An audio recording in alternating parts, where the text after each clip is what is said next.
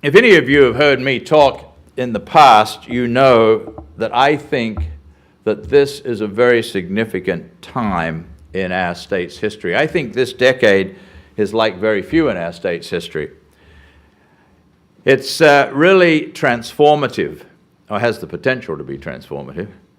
Similar to, the first few decades of our founding, when my great-great-grandfather settled in Clarendon and on the farm that I grew up on, and participated in putting in place the economic framework built around phenomenal innovations in agriculture that are frankly today still critical for our state's prosperity. And that answers the question of my accent. It's a Clarendon accent, in case you were wondering. Secondly, it has a lot of similarities, I think, to the 1950s when I was growing up. And I remember Thomas Playford as the Premier, and probably at the time as a boy and then in the early 60s as a teenager, not really appreciating what he was doing in the sense of the impact it would have. When he had, frankly, the advantage of a gerrymandered election system, so he didn't have to worry about getting re-elected and could take the long view, but he had the courage to mortgage our future and to take on debt equivalent to over 70% of our gross state product in order to put in place the critical infrastructure like utilities, like housing for new migrants in Elizabeth and so on, that helped attract manufacturing such as General Motors to this state, and that critically diversified our economy and accelerated our growth. Today we complain because the debt is actually 11% of our gross state product. The only problem I have with the state debt, frankly, is it's not big enough. We need to be, in my opinion, investing more aggressively in the infrastructure that will support this time of radical transformation. So I do believe that this decade is another such transformative period, where we're being asked to put in place the economic and social pillars for our future generation. And this is the decade when it will be decided whether South Australia continues to be a glowing example of one of the world's greatest places to live, or a 2030 Harvard case study entitled Lost Opportunity. Now, my message is pretty simple. If the private, public, and non-profit sector do successfully work together, and indeed invest together in not only making plans but executing those plans, we will increase the opportunity and prosperity of all people of the state, and we'll do it in a way that preserves the environment that we cherish and sustain the livability that is certainly one of the things all South Australians agree upon.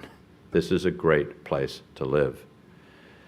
And now we want to have us all agree upon it's not only a place where people thrive, but it's a place where business thrives. And I feel confident we can do that because we have 175 plus years of history of innovation, of working hard or industriousness, and of creativity. We have a history of coming together to respond to challenges, but we have a very big challenge today.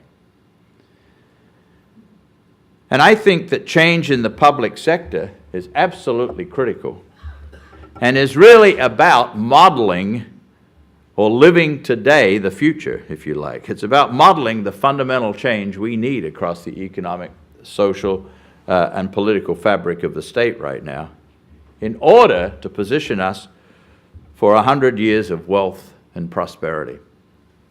That's why this is so important. Thomas Friedman, who wrote the book, The World is Flat, which was very popular, I don't know, maybe 5-10 years ago, can't remember now how long it was. But he says that one of the most important and enduring competitive advantages that a country, so state, that a state can have is a lean, effective, honest, civil service. You have a critical role to play. And that's why I'm so delighted that Irma and her team have, in this past year or so, been so successful at launching this public sector renewal program. But I got to confess, I'm also frustrated. We haven't had the impact that I think we need. We haven't reached as broadly and as deeply as we need to. And I certainly hope that the appointment of Irma as Commissioner, as well as head of the Public Sector Renewal Program, will facilitate a rapid acceleration of this program throughout the whole public sector. Now, we have so many skilled and highly committed people at all levels of the public sector. And yet we so often hear from all walks of life the mantra that somehow the bureaucracy is the problem. You know, we have got to change that common sense. We need to change the perception that many have in this state as the civil service being the block, to it being the most important and competitive advantage that we have as South Australians. I think Friedman is right. You are our competitive advantage. And the capacity to change this paradigm, frankly, is squarely in your hands. And it's going to require leadership to change that paradigm. It's going to depend on people stepping up, demanding and demonstrating with their actions that they're going to and willing to do things differently, and demanding, frankly, that those around them do things differently. We must demand excellence in everything we do in the public sector. This will not happen by accident.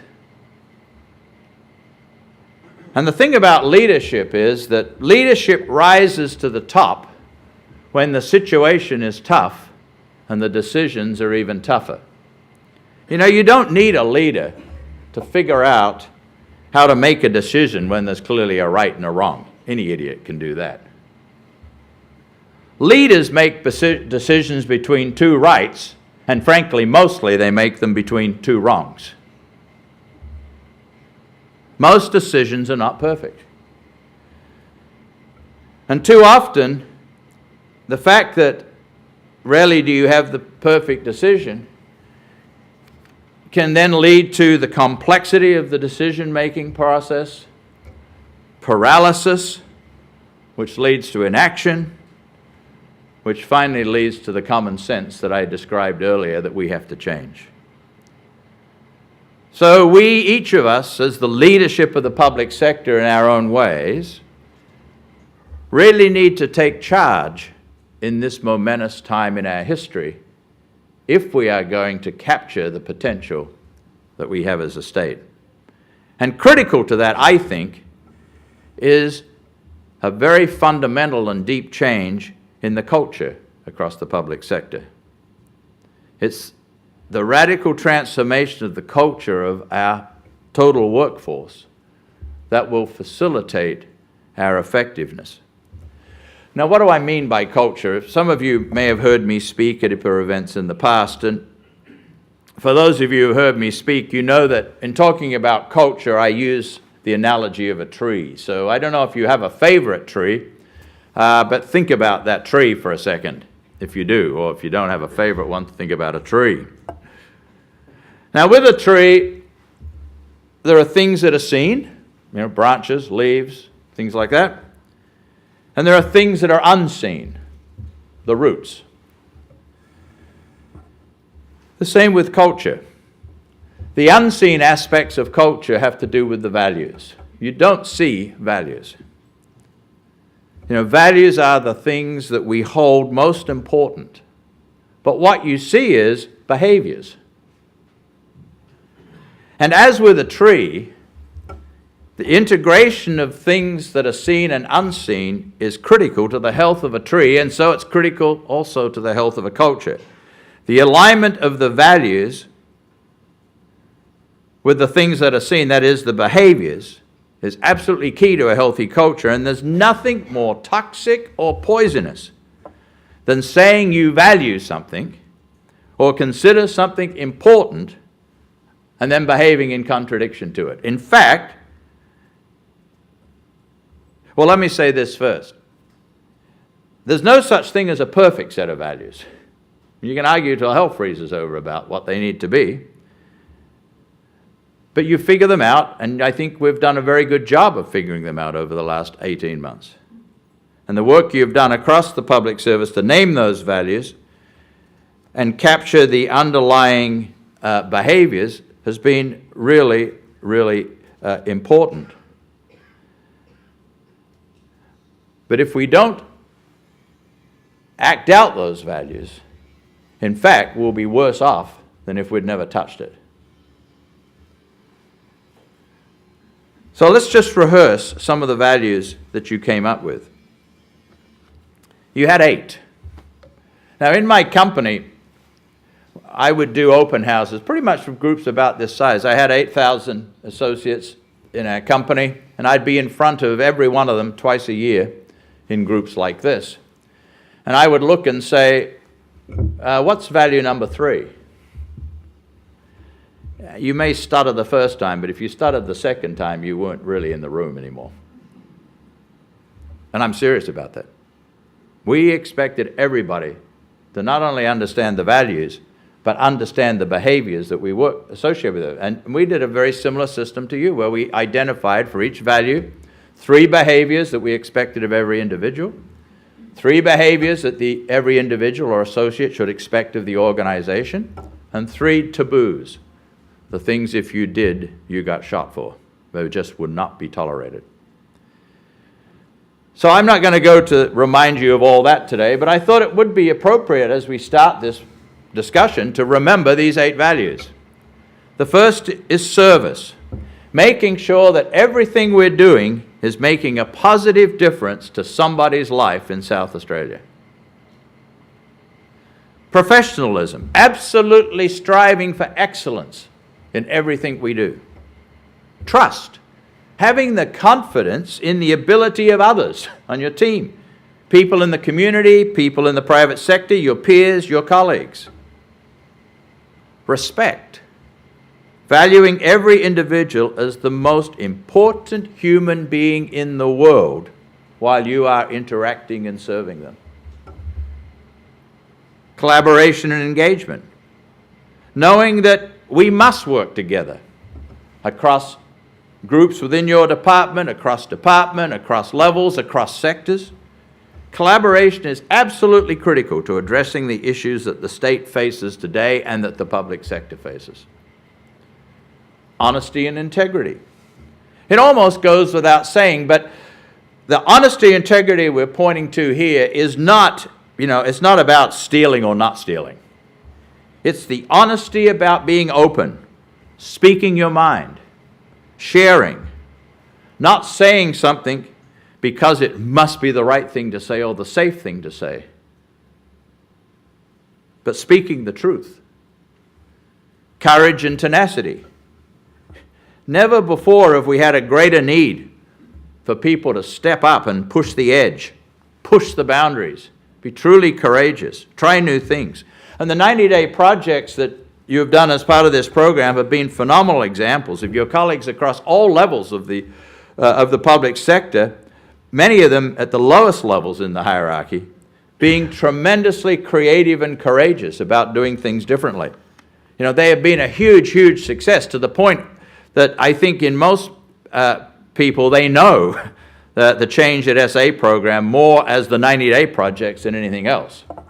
And we need to, frankly, internally address that, because the 90-day projects, the leadership development, and the operationalization of culture, it's those 3 things working together that are the critical aspects of this change. And then the 8th value is sustainability, putting in place a culture, processes, a natural way of working that has a customer focus and a can-do attitude, not simply just doing whatever you need to do to get away with it. These values are very, very powerful. But as I said, they could be the worst thing we ever did. Because if we don't live them, it'll lead to cynicism, it'll lead to I told you so, it'll lead to an entrenchment of the common sense that we need to change. And so as leaders of the public sector, we need to continuously rehearse these with our teams. And I guess to do that, I make the assumption that you all know them. In my business, I used to spend one day every 6 months with my leadership team solely focused on reviewing our behaviors. As I said, we had 3 for each value for individuals, 3 for the company, and 3 taboos. We would go through them behavior by behavior, struggling with which ones do we really want to emphasize now, given what was happening in the company, given what sort of poisons, as it were, that we were sensing in the system that needed to change. It takes that level of seriousness to operationalize a culture. So I really do challenge you as leaders in a time of profound transformation of South Australia to go beyond enforcement of rules and regulations and that kind of mundane stuff and truly become champions of forging a consistent culture across the public sector and a consistent set of behaviors that are based on those 8 values. And if we do that and take it seriously, this state will be a very different place 5 years from now. Because I believe there's a very direct correlation, as Friedman implies, between the future prosperity of our state and our ability as the public sector to implement this culture change and to deliver on the programs that are critical for the state. So for me, clearly, cultural change in the public sector is not a nice to have. It is a must have. Why? Because I want my children to live here. And I want my grandchildren to live here. And I want them to live in a world that's even better than the one we live in now. And I'm the first to admit, and I voted with my feet, that it's a pretty good place to live. But we should not take it for granted. And we make a huge mistake if we do not think that we all need to change. And like Thomas Friedman, I think we make, and you make a huge mistake, if you do not believe that the power of change is directly in your hands and that you are the strategic difference in the state. That's why, for me, this program is so important, and that's why this next 2 hours is so important. So with that as context, I'd like to introduce the Honourable Susan Close, Minister for Manufacturing and Innovation, Minister for Automotive Transformation, and Minister for the Public Sector. I think all of us know Susan very well, and you probably know that before entering Parliament, Susan was an executive in the public service and previously worked at Adelaide University as a Director of Student Services. Please welcome the Honourable Susan Close.